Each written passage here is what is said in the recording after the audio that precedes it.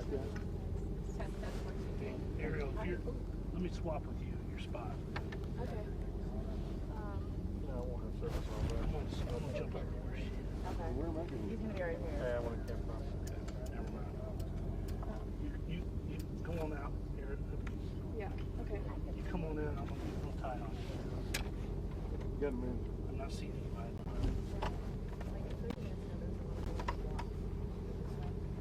Y'all are killing me, Smalls.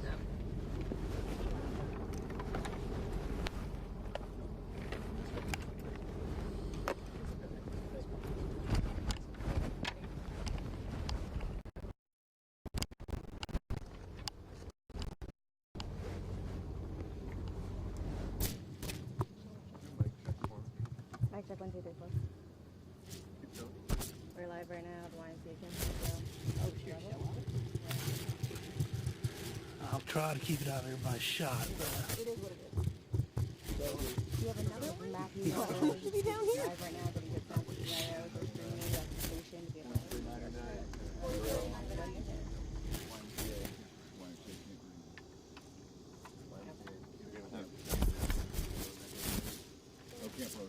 Yeah, no, it's not glamorous. I just know I'm comfortable. YMCA Camp Road.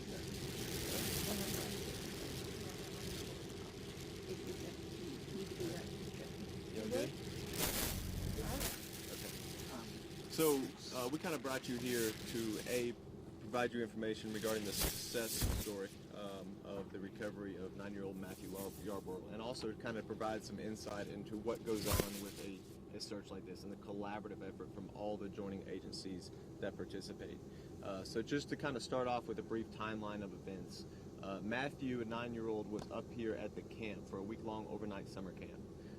He was discovered missing at around 5 o'clock last night after counselors did a head count, and he was found to have been missing from his group. During the time that he went missing, we have learned that they were in a position at camp where they were in groups of 3. They were monitored by counselors who were positioned all across the camp, but not in their individual groups. So at some point in time, he wandered from his group of 3 and was discovered missing again at 5 o'clock. At around 5:48 p.m., the Cedar Mountain Fire Department in North Carolina, and the reason that North Carolina has that because they receive calls for service up here because of the reception issues. They responded up here and then requested our assistance shortly after. We got up here and immediately began a search. Yesterday we had activated our drones, our canines, our bloodhounds. We had air support. We had roughly 130 participants from various agencies, which we will name here shortly later, who participated in the search. There was over 30 personnel who participated actively overnight in this search, and then another 23 this morning. We are fortunate that the Green River Preserve Camp, which is roughly 2 miles away from here as the crow flies, they learned of this information through the media this morning, and just after 7 o'clock began an active search on their property after reaching out and seeing how they can assist. And fortunately, Matthew was discovered just shortly later on a gravel road. Matthew is in good condition. He receives, several scratches from some of the brush over the course of the night, but we understand that he was very resourceful. As a 9-year-old, is extremely impressive up here in the woods at nighttime, and we understand he was a little bit hungry, but he is okay. We have interviewed him. He was evaluated by some medical staff at that Green Preserve, so we are very thankful for their participation and willingness to assist as well in this. And again, just a unified collaborative effort that we just cannot be more appreciative for all the agencies, North Carolina, South Carolina, emergency management, everyone involved in this search for a successful story. And so right now, I'm going to turn it over to Sergeant J.D. Redmond, who is the commander of our search and rescue team, who can provide some insight as far as what transpired during the search and rescue efforts. And then we're going to have Scott Badley, who's going to be coming forward, who is the CEO of Greenville YMCA, as well as Director of Emergency Management, Jay Merritt. So I'll turn it over to Sergeant J.D. Redmond. So just to kind of give you an idea of where we started from when we first came up here, the camp staff was already working very hard searching the grounds. What we did is immediately added to their resources and duplicated their efforts. to search all of the buildings, the facilities, check all the different trails. At the same time, we're working with our canine teams, getting scent articles, and starting not only from the last place that he was seen with his group, but also with the cabin that he stayed in. It's a difficult thing for a canine team because of the great camp up here, but everybody's been on foot the entire week in this area. So you're taking canine teams and you're asking them to find that one trail outside of where he has been all week. In addition to that, we also had our drone teams immediately searching the area. And when I say the area, I mean every building, trail. We have 2 ponds that we were checking. Anywhere that he possibly could be, we checked every vehicle. There was no stone that was left unturned up until dusk. We also had our helicopter up, which in addition to the drone, all of those have FLIR technology, and we're looking for any heat sources. As we found those, we would dispatch teams out to look at those sites and see if they found anything. Multiple fire departments, as he said, arrived. As they came in, we would dispatch them out into different groups. As the night went on and we continued to run different trails, we began looking further out, and we had teams come in from further up north in North Carolina down into the trail. This morning we had several things planned for them to begin running all the trails back into camp. The area that he was located was on one of our search areas for this morning to be done as well. So we appreciate basically the partnership with the camp up here, the knowledge of us all working together with the different fire departments. We use all that knowledge together in our incident command as a unified command in order to check all the different areas. The staff here was very helpful. A lot of them also volunteer with the local fire department up here, and that is so helpful for us to all work together to accomplish that. And I really can't say enough. I appreciate the media pushing this out. It allowed the residents, in addition to a reverse 911, all the things that we're normally doing, you're pushing that information out up here allowed another camp to say, hey, we're close, this could happen. And we were already looking at how well of a hiker he was. It was completely reasonable for him to go several miles on a trail. And I'm so thankful for that camp to be proactive on their own and just start checking their area over there. And what questions, that's kind of what I have, and what questions do you guys have? Ultimately, was it like a canine team that found him, a drone? What saw him first? So what actually saw him first is this camp, and I can't remember, the Green River Reserve? Preserve. They went out on their own. They got a golf cart or an ATV and just started checking the roadways, basically duplicating the response model that's here. They did that on their own camp property. They had his picture because you guys had sent that out. All that information was there, so they immediately recognized him when they saw him and contacted 911. And even that works great because Transylvania, we had already worked with their deputies overnight. Their teams were already searching multiple neighborhoods in the area. So we're all got the same exact information. We're working together out of the unified command. And that's how all that worked together really easily. It was mentioned that he showed some resourcefulness over the night to kind of stay safe. Can you tell us about what that entailed? What he did is we know that he covered up and used leaves and actually to stay warm overnight. I do know that he had some creek water, so hopefully he doesn't get sick from that, but he did find some water as well. The great thing is in our interview, and what we're actually going to go do a follow-up real quick while we're up here, is just go over the place that he went. For us, it's also planning for this to ever happen again. I need to know where he went, how he got there, and make sure that we're doing everything we can to add that in, because this is a long ways out from right here. But he was able to tell us big landmarks. He could hear the helicopter at times. He could hear a drone. He actually heard his voice being called out.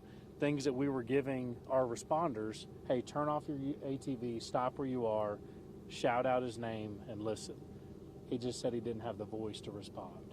Did he give you any indication of why he wandered off, or was there a homesick situation? Can you speak on that? He was out, he was enjoying camp, and as any boy would like to do, sometimes you like to go out. And things that you were nervous about in the search. There's a lot of wild animals, there's a lot of bear in this area. Was that something you guys were concerned about, not only for the child, but for your rescue effort? I mean, we're always concerned about the environment. I will say everybody knows we're right on top of a mountain.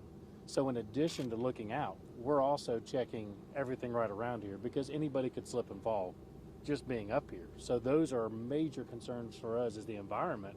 But in addition, we've got to look at, okay, if he didn't fall down, how far could he go if he's lost? So that's where we have to make a lot of decisions, but that was part of this morning. It wasn't just focused on one thing. We were focused out, but also making sure he's not going to be found like right there. So. Do you have a rough estimate of how many miles he went before he was found? As Lieutenant Flood mentioned, it's about 2 miles. I mean, that's, I can draw I judged just from the 911 call back to where his last scene point here, and that was 1.5 miles, but we know that would be we know he went well over 1.5 miles. You couldn't go straight in a line, so it'd be over 2 miles is where we're looking at. He was cut up from brush and things like that, but other than that, he was just hungry, wanted some breakfast. Anything noteworthy that he told you guys once you were able to chat with him? We gave him a sticker and we made him a junior deputy. So we made him part of us. And the great thing I can tell you is when we were able to meet with him for the last few minutes, the family allowed us to talk to him extensively just to try to gain knowledge, because when this stuff happens in our counties, we want the best time is right now, and some of us are going to go up and follow up on that information and really put eyes on those areas. He was able to gather different things as best as a boy his age could, to kind of tell us what he did. And a lot of those were very similar to other things that we've heard in search management. You know, he followed water because he thought it would lead him back to the pond. Well, it didn't. It took him the other way. But he was doing what we tend to look for. Can you tell us a little bit about how the family's feeling and what their reaction was after he was found? Well, as any family would be, they're in as high spirits as I guess you can have. They were very helpful. We had them up in the area last night, and they called out for him as well. We'd like to make that a part of our search. And they were also helpful in understanding too that we needed to turn away family, friends, and just other people. When you think about what we described earlier of having 130 people out here, we know who those people are, and I have radio contact with them. So when I'm looking for a heat signature with a drone or a camera, or on the helicopter or handheld, you don't want things to take away from what you're doing. We do have ways at times during certain searches to incorporate volunteers from the community. This one, though, we just didn't have that ability on the front end. That's something we may have done at a later time. Will you say and spell your first and last name? JD, and the last name is Redman, REDMAN. And your title one more time? I'm a sergeant.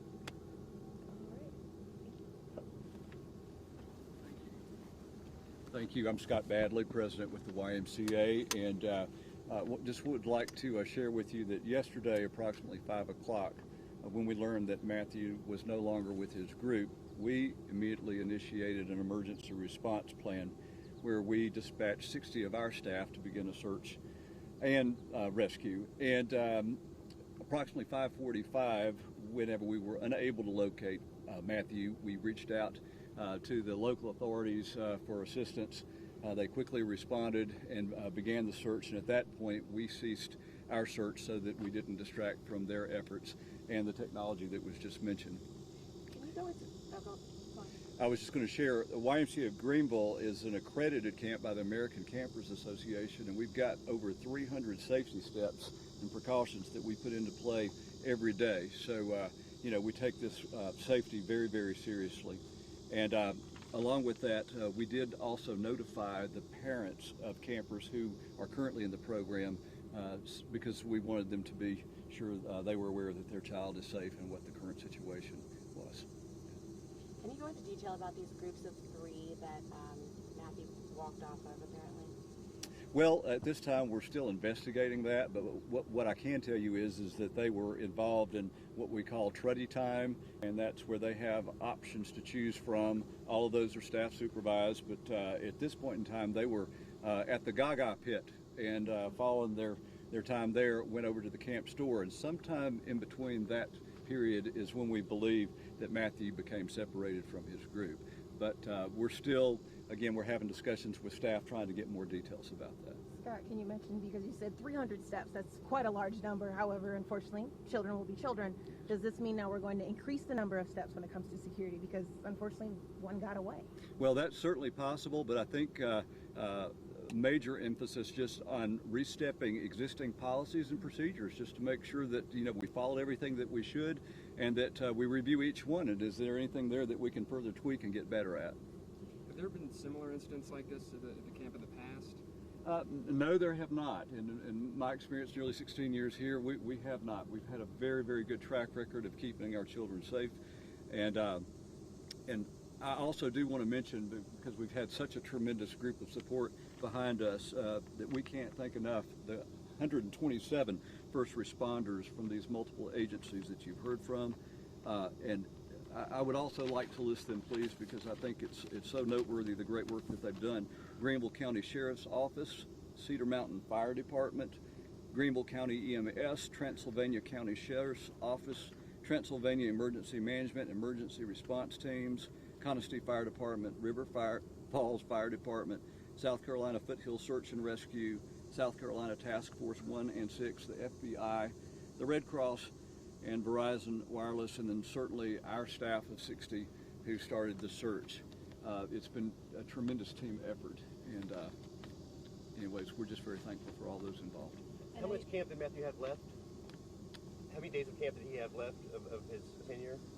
A day and a half. And has he been given the option to stay, or is he going to go home and recuperate? Certainly. Would love for him to be able to stay and finish it up. It's been a great week otherwise. I know you said you're investigating. Have you talked with his direct counselors or the people who were tasked with watching him at the time? Well, right now, again, we're really investigating this on a broad level, and then we're kind of working from within, so I don't have all of the detail on that just now, but we should soon. And what was happening with the other campers? I mean, was the camp like on a lockdown, or? Well, what we try to do, the first thing we want to do is make sure everyone else is accounted for and safe and where they're supposed to be, and they were. And then we moved them into other areas because at this age, the last thing we want to do is incite any fear. Certainly don't want any unnecessary trauma if we can help it. And so we move kids around, we take them into their cabins or either other camp buildings and engage them in activities to keep them focused on things that they should be doing during their camp experience day. So that's what we did. Can you give us a little bit more detail on the time range between the moment he realized he was missing, contacting parents, and contacting authorities? Right now, I've really shared what we have, and again, this all became evident right around 5 o'clock, and that's when we took action, and then all the way through the evening, we were calling parents and informing them.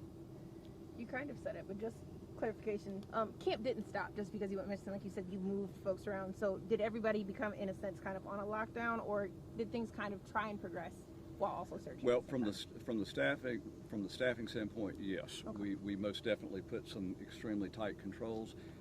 But as far as the kids were concerned, we just engaged them in further activities, and we do that in situations like inclement weather. It's actually a common response for us, and again, the most important thing is that the kids don't really notice that, and they can continue about having their good time. Did they know what was going on? The other campers? Only the ones in his immediate group, I think. Yes. Okay. Thank you, sir. Okay. Thank you. I'm Jay Merritt. I'm the Director of Emergency Management for Greenville County.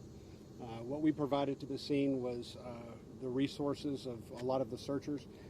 We have a special operations coordinator that works for us in our division that helps coordinate the county's resources, whether it be the different fire districts around the county. So we had firemen and other public safety personnel from all over Greenville County that are part of the Greenville County's ERT team that are here.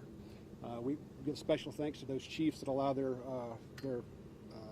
personnel to take part in this. They realize the big picture, and they realize that it is a team effort. So we give extra thanks to them. In addition, I want to give a thanks to the Greenville chapter of the American Red Cross. They had begun mobilizing this morning, and they were going to come up and provide food, refreshments, lunch for all personnel that were involved with this. Another special thanks to Verizon. As most of you have probably realized, the cell signal up here is very spotty. With technology being what it is, a lot of what we do relies on cellular technology, and they were deploying resources here to provide us a dedicated mobile tower to help us in this endeavor. Fortunately, prior to that, he was found, so we were able to call out those resources. But that does not take away from the fact that they were deploying them and getting them on the way here now, or this morning. So, really, just a big thanks to everybody that's involved and that helped do this coordinated effort. Thank you. All right. Oh, thank you. Thank you. Great. Thank you so much for your time. Can we confirm that was a kid or not? They said it wasn't. No, you can't touch They said it wasn't. They said it wasn't. Yeah. Good boy in the black shirt. See, that's why I didn't want to running off. panic. I'm gonna go have my knees are shot.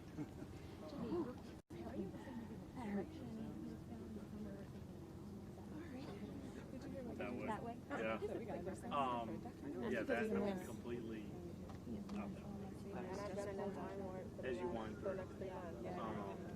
It made me think, That- like, that's God, why I need to work out more. My back hurts. We had Transylvania, even though it wasn't in their jurisdiction. We already. I was so jealous when you stood up. I was like, no, you can't stand up. I know. I was in class. I was like this. No, you. And I kept thinking, I wonder who would care if I just like fell all the way forward and just said, nope, leave me, just leave me. Yeah, his whole family. I was like, did he say specific?